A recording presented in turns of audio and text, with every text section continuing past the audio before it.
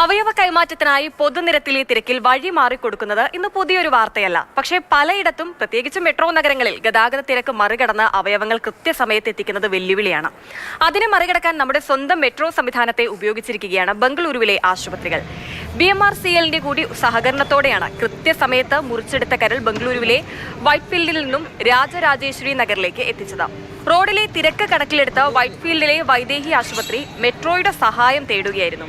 രാജരാജേശ്വരി നഗറിലെ സ്പർശ ആശുപത്രിയിൽ ചികിത്സയിൽ കഴിയുന്ന രോഗിയിൽ കരൾ മാറ്റിവെച്ചു. രാജ്യത്തേത് രണ്ടാം തവണയാണ് അവയവം കൊണ്ടുപോകുന്നതിനായി മെട്രോ ഉപയോഗിക്കുന്നത്.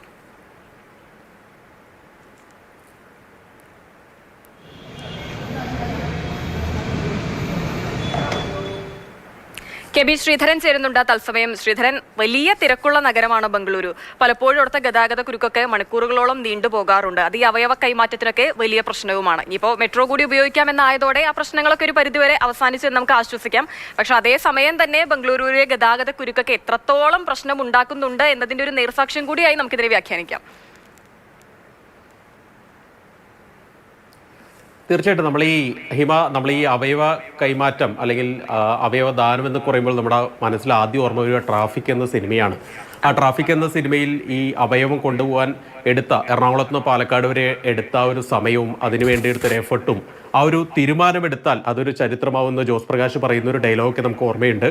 അതുപോലെ തന്നെ ഒരു തീരുമാനമാണ് അല്ലെങ്കിൽ ഒരു ഉറപ്പാണ് ബംഗളൂരു മെട്രോ അധികൃതർ ഈ ആശുപത്രികൾക്ക് നൽകിയത്. ഏതായാലും കെങ്കേരിയിലുള്ള ആശുപത്രിയിലേക്ക് വൈറ്റ്ഫീൽഡിൽ നിന്നും വളരെ ദൂരമുണ്ട്. നഗരത്തിൻ്റെ 2 ഭാഗങ്ങളാണ്. പക്ഷേ ഭാഗ്യവശാൽ ഈ 2 ഭാഗങ്ങളെയും മെട്രോ വഴി ബന്ധിപ്പിച്ചിട്ടുണ്ട്.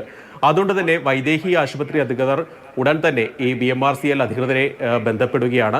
പെട്ടെന്ന് ആംബുലൻസിൽ വൈറ്റ്ഫീൽഡ് മെട്രോ സ്റ്റേഷനിൽ ഈ അവയവം, അതായത് ഒരു കരളാണ്, അത് എത്തിച്ചാൽ ഉടൻ തന്നെ നമുക്ക് ഈ രാജരാജേശ്വരി നഗറിലുള്ള സ്പർശ ആശുപത്രിയിൽ എത്തിക്കാനാകുമോ എന്ന് അവർ ചോദിക്കുന്നു. ഏതായാലും സധൈര്യം ഈ ഒരു മിഷൻ അവർ ഏറ്റെടുക്കുകയാണ്. മെട്രോയുടെ ഒരു സ്റ്റാഫിനെ ഇതിനുവേണ്ടി ഒരു പ്രത്യേകം ബോഗി മാറ്റി വെച്ചു.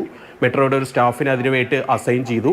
വൈറ്റ്ഫീൽഡ് മെട്രോയിൽ എത്തിയ പാടെ തന്നെ അത് സ്റ്റാർട്ടിംഗ് പോയിന്റ് ആണ്. അവിടെ നിന്ന് മെട്രോ പുറപ്പെടുകയും ഉടൻ തന്നെ ഏതാണ്ട് 25-30 മിനിറ്റ് എടുത്തുകൊണ്ട് തൊട്ടപ്പുറത്തുള്ള അല്ലെങ്കിൽ മറുദിശയിലുള്ള രാജരാജേശ്വരി നഗറിലുള്ള സ്പർശ ആശുപത്രിയിലേക്ക് എത്തിക്കുകയുമാണ് ചെയ്തത്. ഏതായാലും ശസ്ത്രക്രിയ പറഞ്ഞ സമയത്ത് കൃത്യമായിട്ട് നടക്കാനൊക്കെ സാധിച്ചു. ആ രോഗി ഇപ്പോൾ സുഖം പ്രാപിച്ചു വരുന്നതായിട്ടാണ് ആശുപത്രി അധികൃതർ നൽകുന്ന വിവരം. ഏതായാലും അതൊരു സന്തോഷമുള്ള കാര്യമാണ്.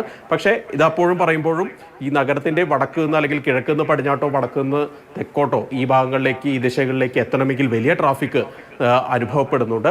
അതുകൊണ്ട് തന്നെ അതിനെ മറികടക്കാനുള്ള ഒരു ഉപായം എന്ന രീതിയിലാണ് ഈ മെട്രോയെ അധികൃതർ ഉപയോഗിച്ചത്. ഏതായാലും ഇതൊരു ചരിത്രമാണ്. ബംഗളൂരു മെട്രോയിൽ ഇത് ആദ്യമായിട്ടാണ് ഇങ്ങനെ ഒരു സംരംഭം അല്ലെങ്കിൽ ഒരു സംഭവം നടക്കുന്നത്. രാജ്യത്ത് തന്നെ ഇത് രണ്ടാമതാണ് നടക്കുന്നത്.